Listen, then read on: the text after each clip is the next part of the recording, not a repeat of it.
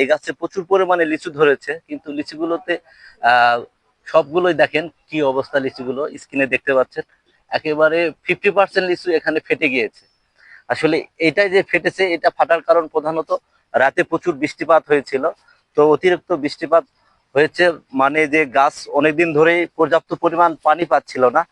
হঠাৎ করে যদি অতিরিক্ত বৃষ্টিপাত হয়ে যায় বা গাছের গোড়ায় অতিরিক্ত পানি পেয়ে যায়, সেক্ষেত্রে দেখা যাবে যে গাছের যে লিচুর যে মাংসল অংশটি রয়েছে সেটা পর্যাপ্ত পরিমাণে বেড়ে যায় এবং সেই সাথে সমন্বয় করে চামড়াটা বাড়তে পারে না।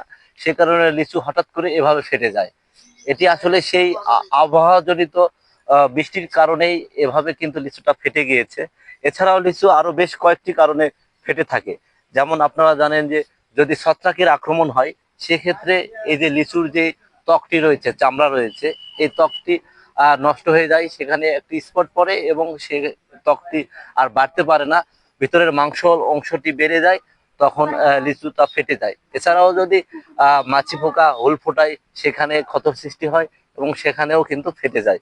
তো মাছি পোকার ক্ষেত্রে অবশ্যই আপনারা এমামেকটিন বেনজয়েড গ্রুপের কীটনাশক স্প্রে করে দিলে পোকাটি নিধন হবে। আর ছত্রাকের কারণে যদি ফেটে যায়, সেক্ষেত্রে আপনারা প্রতি লিটার পানিতে 2 গ্রাম হারে কার্বনডাজিম গ্রুপের ছত্রাকনাশক মিশিয়ে স্প্রে করবেন। তাহলে এই ধরনের ফাটা, যে ছত্রাকজনিত যে ফাটা রয়েছে, সেটি রোধ হবে। এছাড়াও বোরনের অভাবে অনেক সময় লিচু ধরে যায় বা ফেটে যায়। সেক্ষেত্রে ছুলুবর বোরন প্রতি লিটার পানিতে 2 গ্রাম হারে মিশিয়ে যদি স্প্রে করেন, এই ধরনের সমস্যা থেকে পরিত্রাণ পাবেন।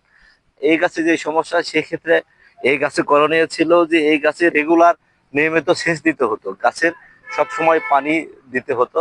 হঠাৎ করেই অতিরিক্ত পরিমাণ পানি পাওয়ার কারণে এর মাংস অংশ অতিরিক্ত মাত্রায় বৃদ্ধি পেয়েছে। সে কারণে এভাবে লিচুগুলো কেটে যাচ্ছে। তো পাশে থাকার জন্য ধন্যবাদ সবাই।